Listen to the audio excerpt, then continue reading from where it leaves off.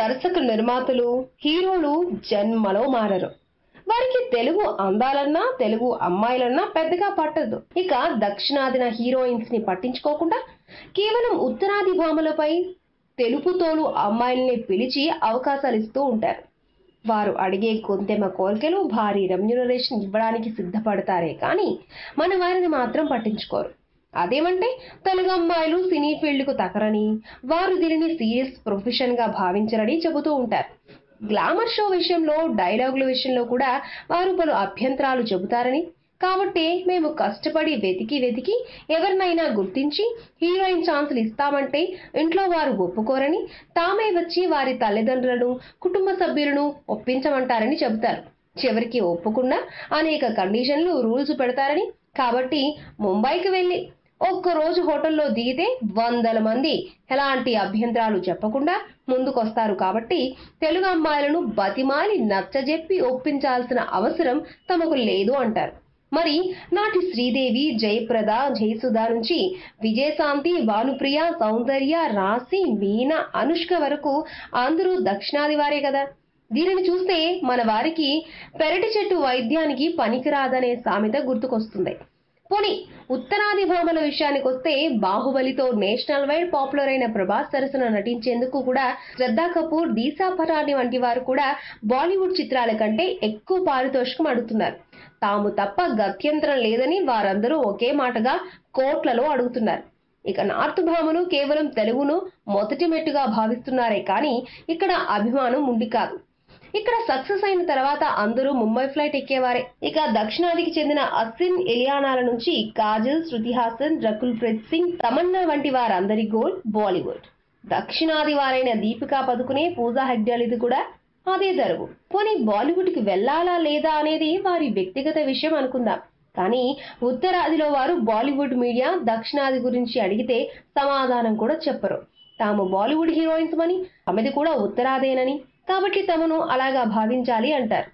ఇక బాలీవుడ్ లో అవకాశాలు లేకపోతే, వచ్చిన చిన్న చిన్న సినిమాలు ఫ్లాప్ అయితే మరలా దక్షిణాదికి వచ్చి తమ కెరీర్ ఇక్కడే మొదలైందని, తాము ఇక్కడి హీరోలను, దర్శక నిర్మాతలను బాగా గౌరవిస్తామని, తమకు పలానా తెలుగు, తమిళ హీరోలంటే ఇష్టమని, ఇక్కడి క్రమశిక్షణ తెలుగులో లేదు అంటారు.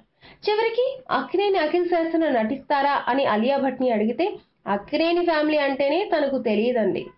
శ్రీదేవి కూడా తన కూతుర్లను బాలీవుడ్ లోనే ఎంట్రీ ఇప్పించాలని భావిస్తోంది. ఇక విషయానికి వస్తే ఉత్తరాది భామ పంజాబీ బ్యూటీ తాప్సీది మరో చరిత్ర. ఆమె తెలుగులో మంచు మనోజ్ దర్శన దర్శకేంద్రుడు కె రాఘవేందర్ దర్శకత్వంలో జుమ్మంది నాదంతో పరిచయమైంది. ఆ తర్వాత ఎన్నో చిత్రాలు చేసినా ఒక్కటి కూడా హిట్ కాలేదు. ఇక ఆమె తన మొదటి చిత్రం సంగతులను తాజాగా ఓ హిందీ షోలో చెప్పింది.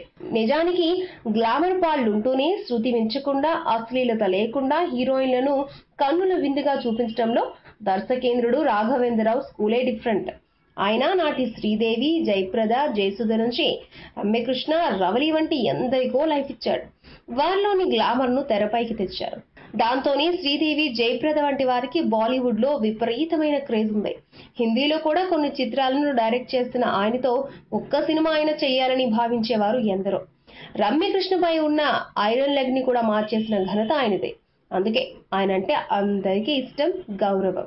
హిందీతో పాటు పలు భాషల దర్శకులు కూడా మన దర్శకేంద్రుల్లా పాటలను తీయాలని ఉపలాట పడుతూ ఉంటారు.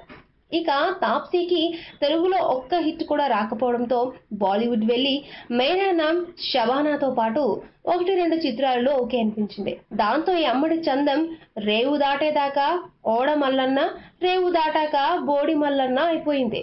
తాను తన మొదటి చిత్రంలోనే ఆయనతో చేసే అవకాశం రావడంతో చాలా సంబరపడ్డానంది. ఆయన గతంలో పలు హీరోయిన్లను వారి బొడ్డును పండ్లు పూలతో కొట్టి శృంగారం ఒలికించడం చూశాను.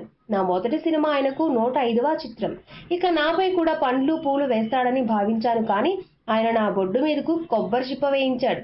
అది ఏం శృంగారమో నాకు అర్థం కాలేదు. ఆయనంటే మండింది అంటూ మాట్లాడింది. ఇక ఈ మాటలు మాట్లాడేటప్పుడు ఆమె దర్శకుడి పేరు నేరుగా చెప్పకపోయినా వెనక ఉన్న స్క్రీన్ లో జుమ్మంది నాదంలోని క్లిప్పింగ్ ప్రదర్శించారు. అందులో హీరో మనోజ్ తాప్సీ బొడ్డుపై కొబ్బరి చిప్ప వేసిన తర్వాత ఓ పువ్వు విసురుతాడు. ఆ తర్వాత మనోజ్ ఆ పువ్వును చిప్పలోంచి పువ్వును తన పెదాలతో తీసి హీరోయిన్ పెదాలపై పెట్టి ముద్దు పెడతాడు. దీనికి ఈ భామ అంతగా రెచ్చిపోయి ఆడియన్స్ అందరూ నవ్వుతుంటే మరింత ఓవర్ యాక్షన్ చేస్తూ జాతీయ స్థాయిలో దర్శకేంద్రుణ్ణి విమర్శించింది. సాధారణంగా రాఘవేంద్రరావు ఎక్కువగా మౌనంగా ఉంటారు. ప్రతిదీ స్పోర్టివ్ గా తీసుకుంటారు. రామ్ గోపాల్ వర్మ కథ, స్క్రీన్ ప్లే, దర్శకత్వం, అప్పల్ రాజులో దర్శకులందరితో పాటు రాఘవేంద్రరావుపై కూడా సెటర్ వేసిన దానిని విని నవ్వుకుని ఆ చిత్రం వేడుకకు హాజరయ్యాడు. కాబట్టి ఆయన తాప్సీపై ఏమీ మాట్లాడు గాని మనవారు మాత్రం తాప్సీని ఓ రేంజ్ లో ఆడుకోవడానికి రెడీ అవుతున్నారు. ఇప్పటికే విమర్శల పరంపర మొదలైంది. మనము దానికి గొంతును చేరుద్దాం.